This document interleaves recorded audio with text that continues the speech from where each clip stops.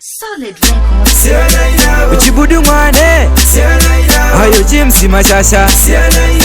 Rex Ayo Midnight Upenyu mwene wauko siana inabo Wanoroba shisha siana inabo Wakabata lako yo siana inaye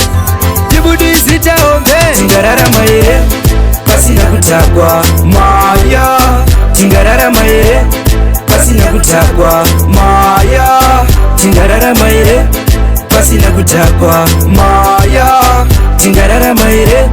Pasina kutakwa Maya Kurarama pasina kutakwa chazvitadza pane kurega doro ndingatorega sadza everyday zvitongori peta kuraradza ukandipa wemumangu unenge wandifadza pasina kutakwa ukandisevai nenge magudo ndipera ndiri alive doro ndorita zvekutodarikawo wife chimbomirai ndimbobvunzawo makaisi tingararama here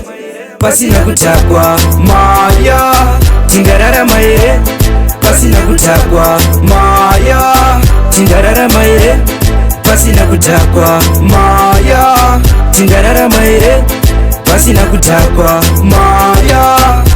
kana uri hutsi wandivhura njere tobva senzi inorwadza udarika chere kutakwa semarasta tokuda samari vese vanodhisa doro hatisekereri ndirizobva pabhepi ndogona kuseka kungomwa wobhoma chuni ndobva ndabika everytime ndoda kungogara ndakanoka zvekuraramira sobva takazvibuka tingararama here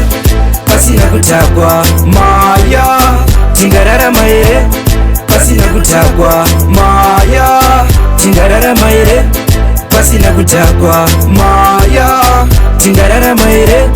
pasina kutakwa Maya kurarama pasina kutakwa chazvitadza pane kurega doro ndingatorega sadza everyday zvitongori peta kuraradza ukandipa wemumangu unenge wandifadza pasina kutakwa ukandisevai nenge magudo ndipera ndiri alive doro ndorita zvekutodarikawo wife chimbomirai ndimbobvunzawo makaisi tingararama here pasina kutakwa Maya tingararama here pasina kutakwa Maya tingararama here pasina kutakwa Maya tingararama here pasina kutakwa Maya tingararama here pasina kutakwa Maya tingararama here pasina kutakwa Maya tingararama here pasina kutakwa Maya tingararama here pasina kutakwa Maya. Ayo boss onza ZFM family waya say Jetsi we papo je papo